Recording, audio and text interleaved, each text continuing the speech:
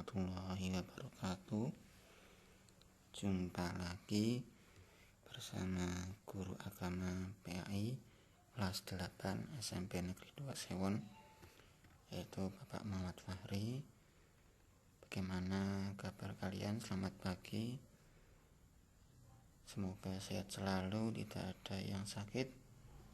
Dan tolong sebelum pembelajaran harap untuk mandi terlebih dahulu agar semangatnya bertambah, dan selalu jangan lupa sarapan, jangan lupa untuk diisi perutnya, jangan sampai kosong perutnya ya.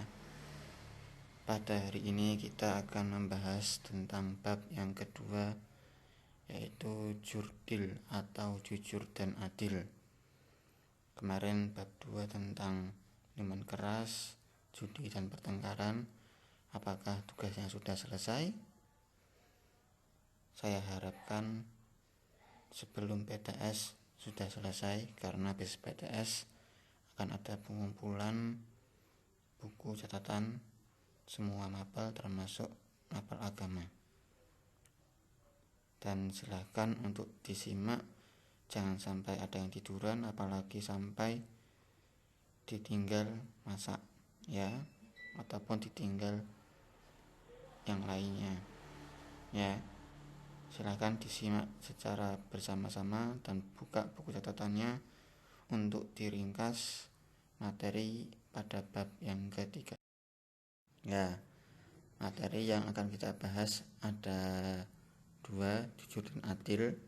Nanti tugas belakangan akan saya sampaikan, sekaligus ada pembahasannya masalah tugas ya. Kita lanjut. Di jujur ini nanti kita akan bahas tentang pengertian dan dalilnya, macam-macam jujur. Mungkin di kelas 1 sudah saya sampaikan jujur itu apa. Ada yang tahu?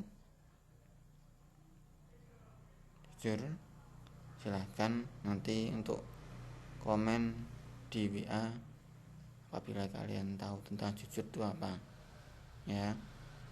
Kalau bisa untuk pengertian jujur jangan sama dengan materi yang saya sampaikan ya. Jujur itu hebat, atau berani jujur itu hebat.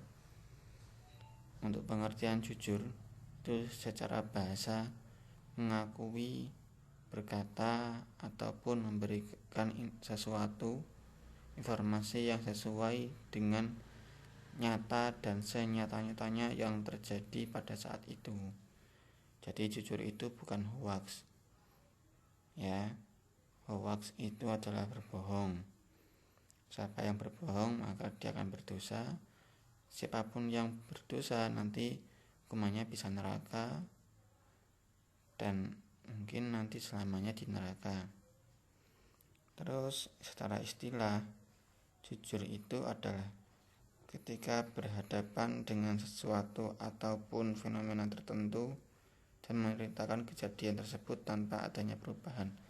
Jadi adanya suatu kesesuaian antara mulut dan juga hati.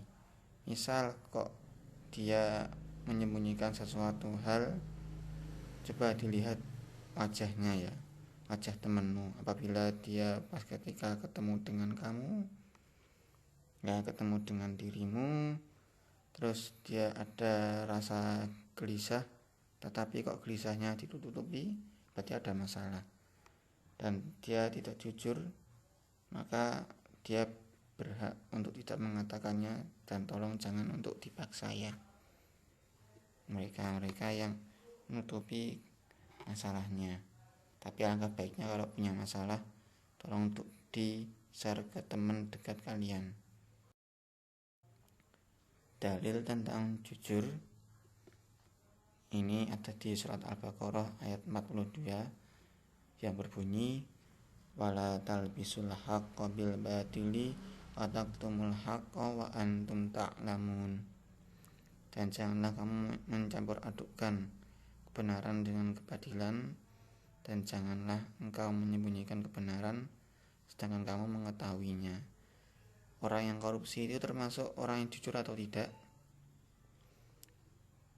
silakan untuk menjawab sendiri-sendiri ya. Kalaupun mau menjawab bisa nanti lewat WA. Orang yang korupsi itu termasuk kategorinya adalah dia tidak jujur, karena dia menyembunyikan harta untuk kepentingannya diri sendiri ya. Jadi kalian kalau bisa jangan sampai ikut terjerumus dalam korupsi.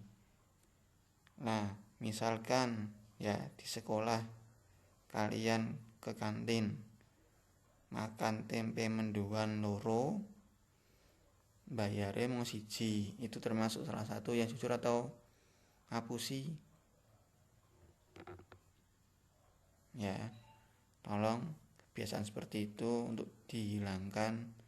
Kalau makan 2 bayarnya juga 2, nggak boleh kurang. Ini isi kandungannya tentang surat Al-Baqarah ayat 42. Pada saat ini sebagian kalangan yang mengaku Islam telah benar-benar ingin mencampur adukan antara agama Yahudi, Islam, dan Nasrani. Bahkan lebih dari itu, ingin mencampur adukan agama Islam dengan berbagai aliran kepercayaan. Nah ya, jadi jangan sampai kalian ikut-ikutan seperti ini. Ingat, siswa SMP 2 Sewon harus bisa tegas, harus bisa pandangannya jangan membeli, pandangannya jangan ikut-ikutan, apalagi termasuk hoax tentang meteor jatuh pada tanggal 15 Ramadan. Itu jelas-jelas tidak ada dalilnya, tidak ada satupun yang menyebutkan matahari atau meteor itu jatuh, itu tidak ada. Semuanya untuk hari kiamat itu sudah Allah teruskan, sudah Allah tuliskan ya. Terus banyak sebagian dari para pejabat yang tidak jujur dalam mengelola pemerintahan.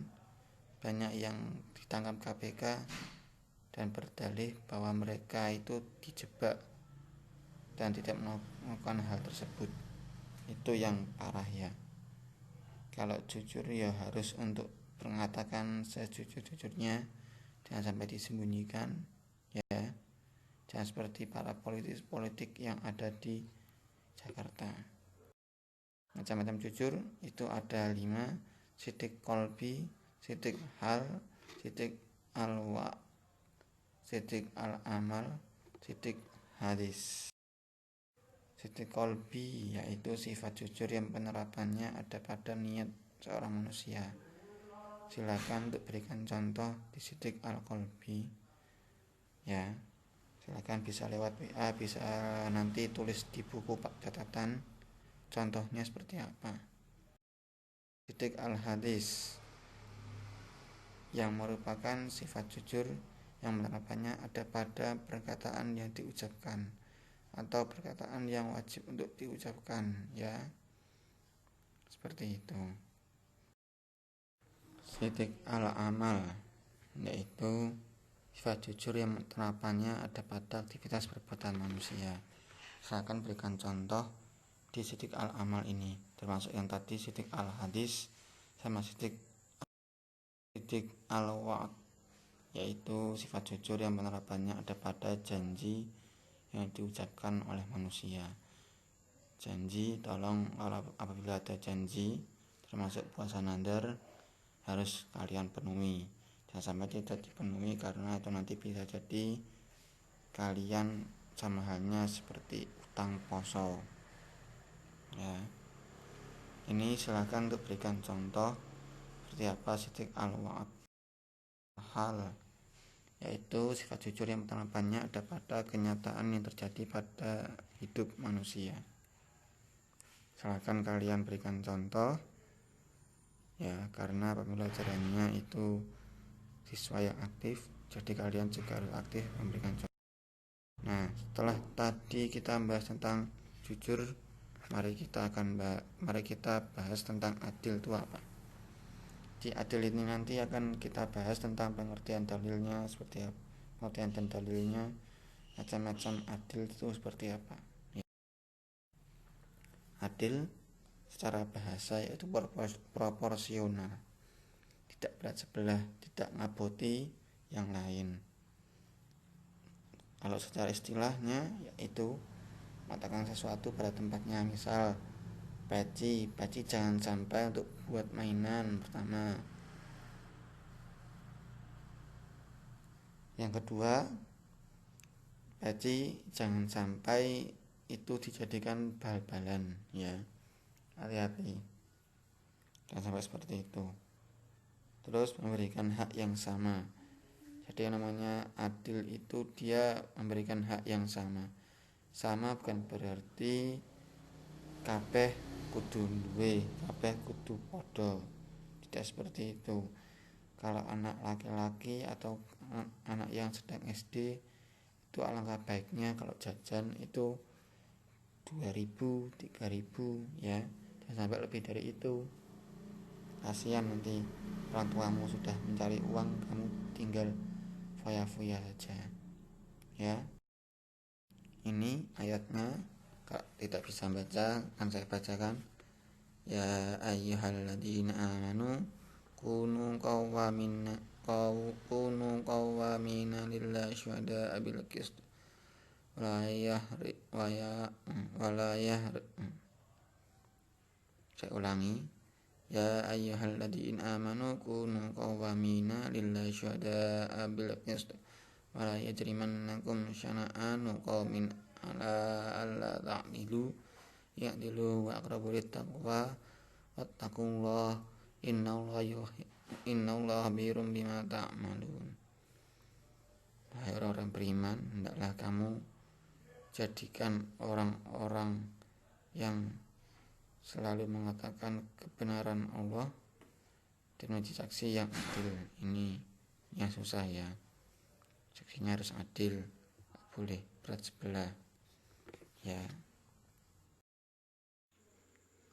Setelah tadi sudah menyimak pengertian dan juga dalil tentang kita harus bersikap adil, di materi selanjutnya yaitu macam-macam sikap adil. Nah, macam-macam sikap adil ini ada 4, yaitu kita harus adil terhadap Allah sebagai pencipta kita, terus diri sendiri, orang lain, dan makhluk yang lain. Dan penjabarannya yaitu seperti berikut. Adil kepada Allah maksudnya adalah harus dapat menempatkan Allah pada tempatnya yang paling benar, yakni sebagai makhluk Allah dengan teguh melaksanakan apa yang diwajibkan kepada kita, sehingga kita benar-benar bahwasanya Allah itu adalah Tuhan kita.